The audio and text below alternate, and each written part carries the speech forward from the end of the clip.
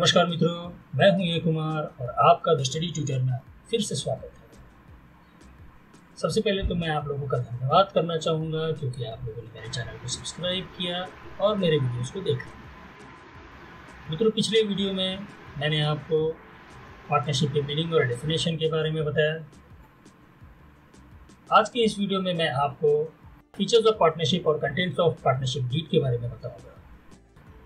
इस वीडियो को आप अंत तक देखिएगा जिससे कि आपको पार्टनरशिप के फीचर्स के बारे में जानकारी प्राप्त हो जाएगी और पार्टनरशिप डीड में क्या क्या होता है इसके बारे में भी जानकारी आपको प्राप्त हो जाएगी। मित्रों, यदि आप मेरे इस चैनल पर नए हैं तो आपसे मैं रिक्वेस्ट करूंगा कि मेरे चैनल को सब्सक्राइब करें और इसी तरह के नए वीडियोस देखते रहें। यदि आपको मेरा वीडियो पसंद आए तो आप इसे लाइक जरूर कीजिए और अपने उन मित्रों के साथ शेयर कीजिएगा जिन्हें इसकी सख्त जरूरत है। तो मित्रों, आपका समय ज़्यादा न लेते हुए मैं आगे बढ़ता हूं और इस वीडियो की शुरुआत करता हूं। आइए। तो अब हम पार्टनरशिप के फीचर्स के बारे में जानेंगे। सबसे पहला फीचर है एग्रीमेंट। राम और श्याम के एग्जाम्पल से आपको ये पता चल गया होगा कि राम और श्याम ने साथ मिलकर एक बिजनेस शुरू करने की इच्छा जाहिर की थी और दोनों ने एक एग्रीमेंट के द्वारा अपनी इस इच्छा को पूरा किया और एक पार्टनरशिप फर्म की शुरुआत की। So it's a result of agreement between two or more person to carry on a particular business.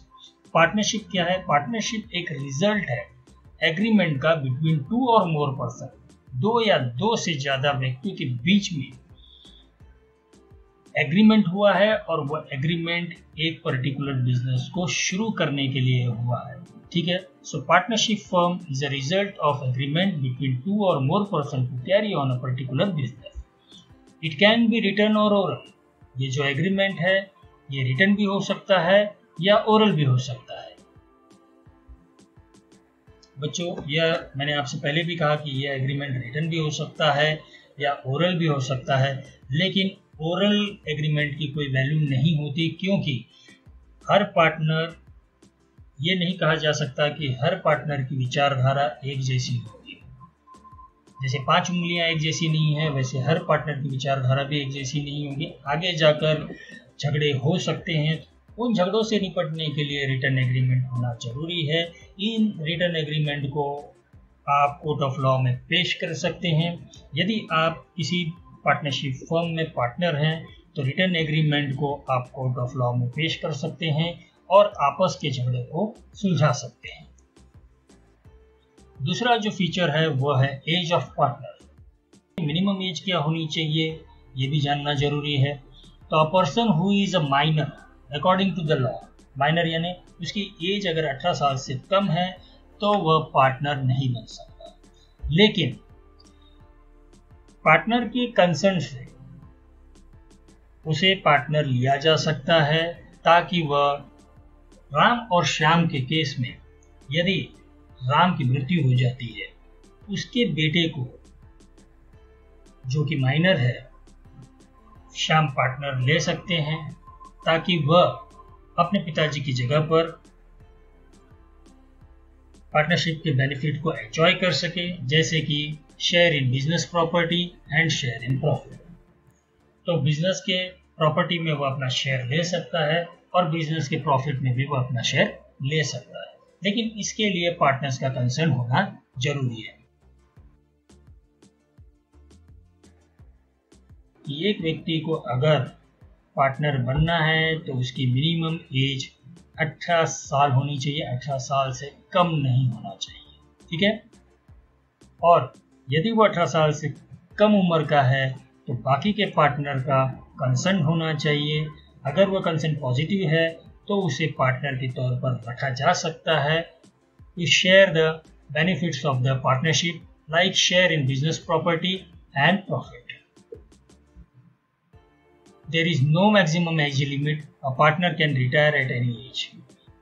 Partner की मैक्सिमम कोई भी एज लिमिट नहीं है, वह कभी भी पार्टनरशिप से अपनी इच्छा अनुसार रिटायर हो सकता है। तीसरा जो फीचर है वो है नंबर ऑफ पार्टनर्स। कितने पार्टनर्स होने चाहिए भैया एक पार्टनरशिप फर्म में? तो बच्चों minimum 2 persons are required to start a partnership firm. एक अकेला आदमी पार्टनरशिप फर्म नहीं खोल सकता, क्योंकि अगर वह अकेला है तो वो प्रोप्राइटरशिप फर्म खोलकर अपना बिजनेस कर सकता है। तो एक पार्टनरशिप फर्म के लिए मिनिमम 2 व्यक्तियों की जरूरत है। Maximum number of partners are 50 as per companies act 2013। ये एक्ट भी आपको ध्यान में रखना है।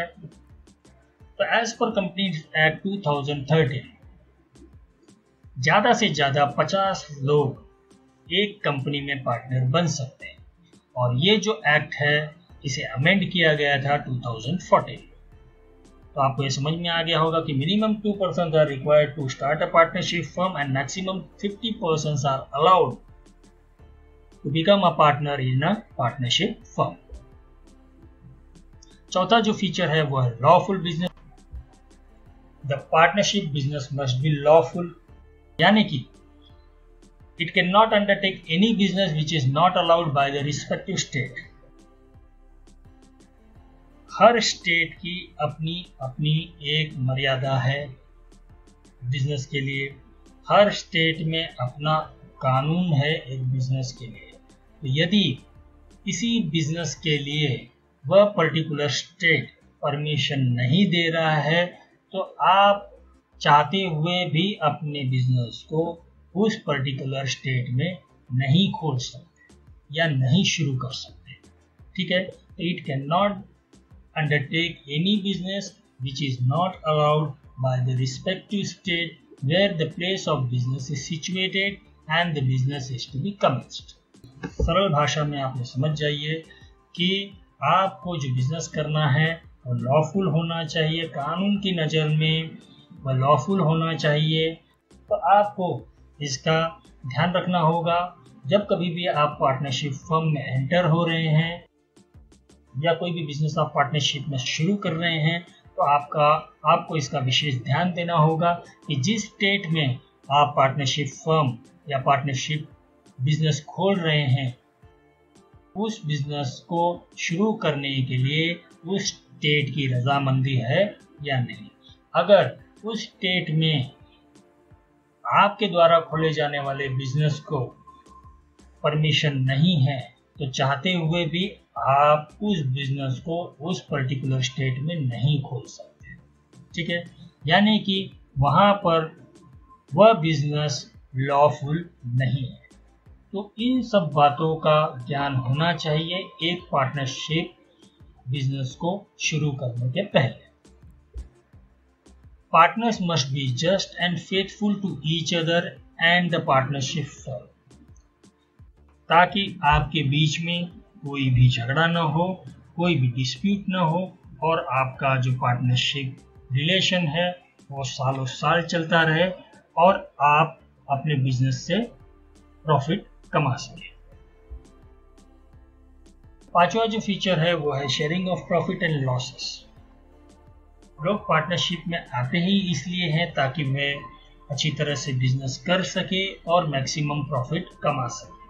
ठीक है, partners have to share profit and loss as per the sharing ratio mentioned in the partnership agreement. इस एग्रीमेंट के तहत आपकी पार्टनरशिप की शुरुआत हुई है, उसी के द्वारा या उसी के अंतर्गत हर पार्टनर को अपने प्रॉफिट या लॉस को शेयर करना है। If nothing is mentioned in the agreement, मित्रों यदि एग्रीमेंट में इसका उल्लेख नहीं है तो इंडियन पार्टनरशिप एक्ट के द्वारा प्रॉफिट को हर पार्टनर्स के बीच इक्वली शेयर करना होगा। सिक्स्थ फीचर है अनलिमिटेड लायबिलिटी। अनलिमिटेड लायबिलिटी का मतलब क्या है ये भी जानने की हम कोशिश करते हैं। The liability of a partner is unlimited, joint and several. Her partner की लायबिलिटी अनलिमिटेड होती है, जॉइंट होती है और सेवरल होती है। He or she is liable till the last rupee in his pocket। इसका सिंपल मतलब है कि अपने पार्टनरशिप फर्म के लिए हर पार्टनर अपने आखिरी पैसे तक लायबल होता है।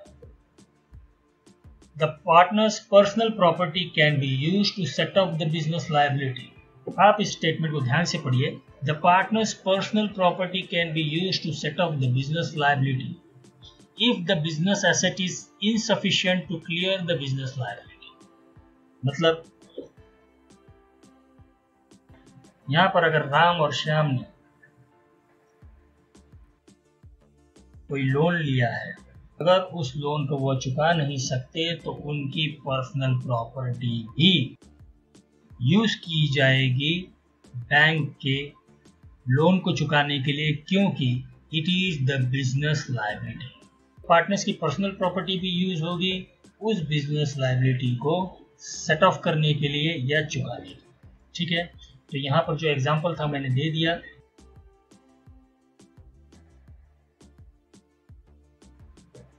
If any one partner has been declared insolvent, then his liability will be borne by other partner.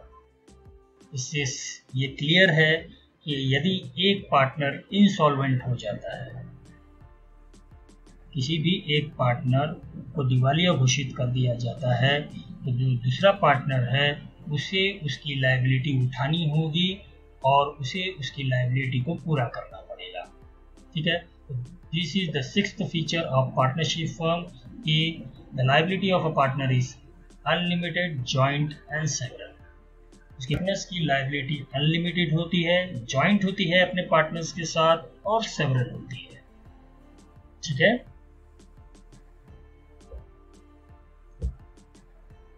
सातवां जो है फीचर पार्टनरशिप फर्म का, it is registration of partnership firm. With effect from 1st April 2005, registration of a partnership firm with the registrar is compulsory in Maharashtra. बाकी state में partnership को register करना अनिवार्य नहीं है, लेकिन महाराष्ट्र में 1 अप्रैल 2005 से हर पार्टनरशिप फर्म को रजिस्टर के पास पार्टनरशिप फर्म को रजिस्टर करना होता है, यानी सर्टिफाई करना होता है। सर्टिफाई करवा के लेना होता है कि यह फर्म एक पार्टनरशिप फर्म है and it has been registered. Joint ownership and management. Every partner is a joint owner of the property of the firm. ठीक है, इससे क्लियर हो जाता है कि कोई भी एक पार्टनर बिजनेस की प्रॉपर्टी को बेच नहीं सकता। All partners have equal rights in managing the firm. Firm को मैनेज करने के लिए सभी पार्टनर्स के पास इक्वल राइट होता है। Principal and agent. Every partner act as a principal of business for outsiders. Her partner अपने बिजनेस को रिप्रेजेंट करता है मार्केट में, तो वह आउटसाइडर के लिए एक प्रिंसिपल बन के एक्ट करता है कि ये बिजनेस उसका है। बाहरी लोगों के लिए हर पार्टनर एक ओनर है, ठीक है, उस पर्टिकुलर बिजनेस का, तो वह बाहरी लोगों के लिए एक प्रिंसिपल बनकर बात करता है। Whereas every partner act as an agent with other partners in the business. Her partner अपने बिजनेस के पर्पस के लिए अपने दूसरे पार्टनर के साथ एक एजेंट के तौर पर काम करता है। 10वां जो फीचर है वह है डिसोल्यूशन। डिसोल्यूशन का मतलब होता है पार्टनरशिप फर्म को टर्मिनेट करना या समाप्त करना। A partnership firm can be dissolved through an agreement by any partner who want to close the business by giving 14 days notice. जिस तरह से एक पार्टनरशिप फर्म की शुरुआत करने के लिए एक एग्रीमेंट की जरूरत होती है, उसी तरह से एक पार्टनरशिप फर्म को समाप्त करने के लिए या टर्मिनेट करने के लिए एक एग्रीमेंट की जरूरत पड़ती है। एक पार्टनर के द्वारा जिसकी ये इच्छा है कि वह इस पार्टनरशिप फर्म को बंद कर दे, इस पार्टनरशिप फर्म को समाप्त कर दे या टर्मिनेट कर दे, लेकिन उसके लिए उसे बाकी पार्टनर्स को 14 डेज का नोटिस देना होता है और उस नोटिस के बाद ही डिसॉल्यूशन की प्रोसेस शुरू होती है। It can be dissolved if a partner dies, retires, become insolvent or insane. कोई भी पार्टनर अगर उसकी डेथ हो गई है या कोई अच्छा पार्टनर रिटायर हो रहा है, बाकी के लोग काम नहीं देख सकते उसके रिटायरमेंट के बाद, या फिर कोई भी एक पार्टनर दिवालिया हो गया है, तो इन कारणों की वजह से एक पार्टनरशिप फर्म को डिसॉल्व किया जा सकता है। लेकिन डिसॉल्यूशन का मतलब ये नहीं कि जो बाकी के पार्टनर्स हैं वो बिजनेस लायबिलिटीज से मुक्त हो जाएंगे। उन्हें बिजनेस लायबिलिटीज को चुकाना पड़ेगा, उसी के बाद वह डिसॉल्यूशन कर सकते हैं। तो यहाँ तक बच्चों हम लोगों ने पार्टनरशिप फीचर्स के बारे में समझा और जाना। आशा करता हूँ बच्चों की सभी फीचर्स आप अच्छी तरह से समझ गए होंगे। अब हम चलते हैं meaning and importance of partnership deed. Partnership deed क्या होता है? पार्टनरशिप के बारे में मैंने आपको जानकारी दे दी। एक एग्जांपल के द्वारा मैंने आपको ये भी बता दिया कि एक प्रोप्राइटरशिप बिजनेस में क्या लिमिटेशन होती है, पार्टनरशिप बिजनेस की शुरुआत कैसी होती है और उसके फीचर्स क्या है, ये भी मैंने आपको बता दिया। अब हम आगे बढ़ेंगे और meaning and importance of partnership deed के बारे में जानेंगे। पार्टनरशिप डीड क्या है? It is a written agreement agreed and duly signed by all the partners and registered. Ram और श्याम ने एक रिटर्न एग्रीमेंट बनाया, दोनों ने सारे टर्म्स और कंडीशन को एग्री किया। एग्री करने के बाद उस एग्रीमेंट पे उन्होंने साइन किया और उसे रजिस्टर करके उन्होंने अपने पार्टनरशिप फर्म की शुरुआत की। तो it is a written agreement agreed and duly signed by all the partners and registered. It contains all the terms and conditions of respective partnership firm. Partners ने जो भी टर्म्स एंड कंडीशंस एग्री किया है, वे सारे terms and condition को उस partnership firm के सारे टर्म्स एंड कंडीशंस को पार्टनरशिप डीड में लिखा जाता है. It regulates the rights, duties and liabilities of all partners as well as the firm.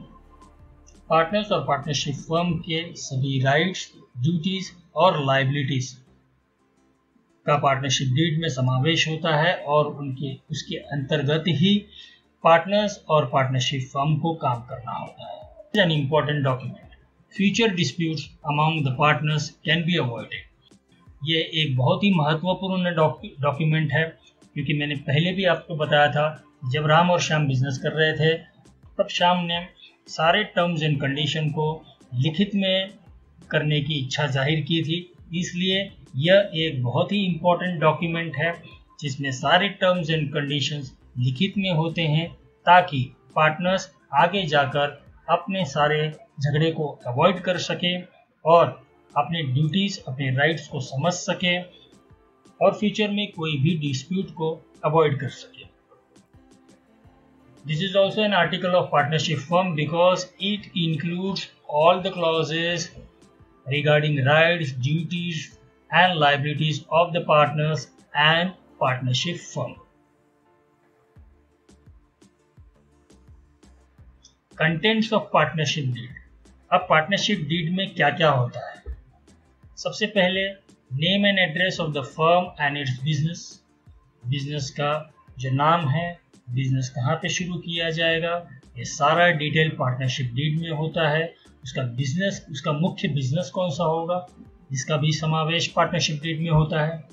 Date of agreement. Agreement का डेट क्या है, जिस दिन पार्टनरशिप शुरू हुई है वह डेट उसमें लिखा जाएगा.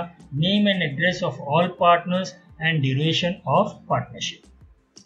हर पार्टनर का नाम और एड्रेस उसमें होगा और ये पार्टनरशिप कितने दिन के लिए होगा, इसकी भी जानकारी पार्टनरशिप डीड में होती है. Capital contribution and sharing ratios related to profit and loss. हर पार्टनर ने अपने बिजनेस में कितना कैपिटल कंट्रीब्यूट किया है और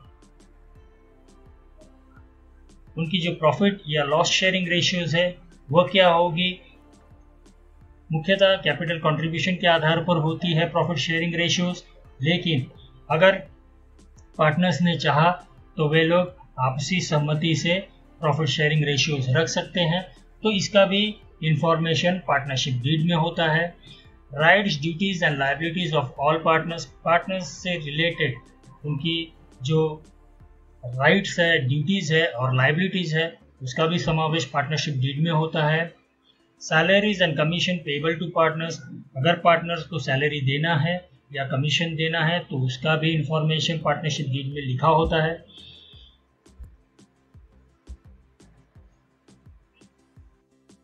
इसके बाद rate of interest on loans, capital, drawings etcetera की भी इंफॉर्मेशन लिखी होती है, यानी कि पार्टनर से अगर आपने लोन लिया है तो कितने रेट ऑफ इंटरेस्ट पे ले सकते हैं, या बैंक से पार्टनरशिप फर्म लोन लेना चाहती है तो क्या रेट ऑफ इंटरेस्ट पे ले सकती है, कैपिटल पार्टनर ने जो लाया है उसके ऊपर इंटरेस्ट कितना देना चाहिए, partner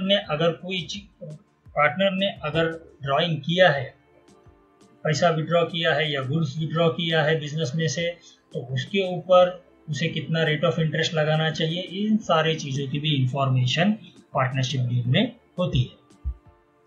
provisions related to admission, retirement and death etcetera of a partner. एक पार्टनर का एडमिशन, रिटायरमेंट किन शर्तों पर होगा, भी एक पार्टनर के डेथ के बाद क्या प्रावधान होगा, ये सारे इंफॉर्मेशन पार्टनरशिप डीड में लिखा जाता है। Settlement of accounts on dissolution, जैसे कि मैंने आपको पहले बताया, डिसॉल्यूशन मतलब पार्टनरशिप को टर्मिनेट करना। तो डिसॉल्यूशन के समय पार्टनरशिप फर्म के अकाउंट को किस तरह से सेटल किया जाएगा, इसका भी इंफॉर्मेशन पार्टनरशिप डीड में लिखा होता है। Methods of settlement of disputes among the partner, अगर कभी आगे जाकर पार्टनर के बीच में डिस्प्यूट हो तो उसको सेटल कैसे किया जाएगा, इसके मेथड का भी इंफॉर्मेशन पार्टनरशिप डीड में लिखा जाता है। तो अब आपको समझ में आ गया होगा कि पार्टनरशिप डीड या पार्टनरशिप एग्रीमेंट क्यों इम्पोर्टेंट होता है और उसे लिखित में ही करना क्यों इम्पोर्टेंट होता है, क्योंकि ये सारे इंफॉर्मेशन पार्टनरशिप डीड में होता है, जिसके वजह से एक पार्टनर अपने फ्यूचर के डिस्प्यूट्स को अवॉइड कर सकता है। Any other matter related to conduct of business, ये ही नहीं और भी कुछ अलग चीजें हैं बिजनेस को लेके, तो उसका भी समावेश पार्टनरशिप डीड में होता है। As per Indian Partnership Act 1932, it is always advisable to have a written agreement, that is partnership deed, which is agreed and duly signed by all partners of the firm. बच्चों, इन contents के द्वारा आपको ये समझ में आ गया होगा कि एक लिखित एग्रीमेंट, पार्टनरशिप एग्रीमेंट क्यों जरूरी है एक पार्टनरशिप फर्म के लिए। आशा करता हूँ मित्रों ये वीडियो आपको पसंद आया होगा। आज की वीडियो में आपने फीचर्स ऑफ पार्टनरशिप और कंटेंट्स ऑफ पार्टनरशिप डीड के बारे में जाना। मित्रों, जब पार्टनरशिप में पार्टनरशिप डीड नहीं होता या फिर पार्टनरशिप डीड में किसी क्लॉज का समावेश नहीं होता या पार्टनरशिप डीड बनाते वक्त पार्टनर्स किसी इंपॉर्टेंट क्लॉज को लिखना भूल जाते हैं, तो ऐसे में इंडियन पार्टनरशिप एक्ट 1932 का क्या प्रावधान है, इसे हम अगली वीडियो में जानेंगे। तो अब मुझे आज्ञा दीजिए, अब हम मिलेंगे अपनी अगली वीडियो में। तब तक के लिए stay home, stay safe and start learning. Take care, goodbye. Thank you for watching the lecture till the end. If you like the video, then please subscribe the channel. Please like and share the video with your friends and colleagues. And don't forget to click the bell icon for future updates. आप अपने comments को comment box में लिख सकते हैं। हम अब मिलेंगे अपनी अगली लेक्चर में। Till then, stay home, stay safe and start learning. Good luck. Take care. Bye.